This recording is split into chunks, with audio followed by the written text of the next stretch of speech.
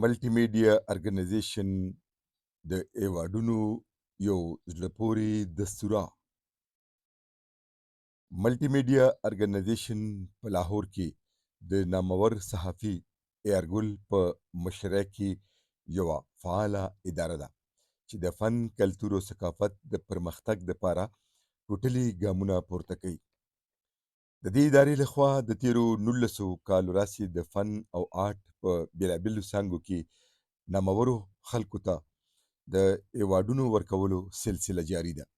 په 25 اکتوبر 2025 په لاهور آرټس کونسل کې یو شانداره دستوره ترسره شوه چې مشر مېلمه یې نامور هدایتکار سید نورو.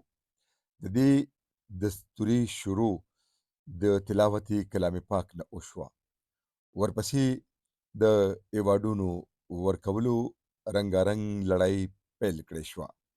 د سټیج سکرترچاري د ریډیو پاکستان او پاکستان ټلویزیون نامور کمپیر کوربه ریاض خان ترسره کړي چې کومو اداکارانو، هنرمندانو او قلمکارانو ته ایوارډونه، شیلډ او میډل ورکړی شو. په هغه کې 7 کسان زموږ د پښتونخوا وو. اداکاره نوري خان چې تعلق یې د مردان سره دی، وابسته ده د فلم او ډرامې او ټلویزیون سره. فلم ساز، ډرامه نګار او اداکار اصغر چیما، اداکار او صحافي محمد علي یوسفزئی، د لالا سدیر فین کلب فعال غړي محمد ارشد رشدي، عبدالله شاه بغدادي اخبار جهان او عنایت الله خان شیرپو ته ایوارډونه ورکړي شو. او دغه شان اجي اسلم خان یعنی ماته میډل ترلاسه شو، ولې چې ملټي میډیا ایوارډ ماته د دینه وړاندې حاصل شوی دی. دې شاندار تقریب کې شرکت لپاره د لاهور، نصربیره، د پیښور، کراچۍ او حیدرآباد نه هم ډیر نامور خلک چې د فن او آرټ سره وابسته دي راغلي، چې دغه واړو ته ایوارډونه، شیلډز او ځینې ته ورکې میډل ورکړی شو. په دې موقع د ملټي میډیا ارګنایزیشن د چیف ایډیټر د محترم ایارګل تاجپوشي هم وکړې شوه. د موسیقۍ په څانګه کې اداکاره میګا، اصغر چیما، تنویر صدیقي، مکی شاه، عباس جټ او ځینې نورو هنرمندانو د سندرو نغمو سره د خپل فن څرګندونه وکړه. نو وړاندې کولی شي د ملټي میډیا ایوارډ شو د سترګو لیدلی حال چې د کیمرې په سترګه محفوظ کړی شوی دی.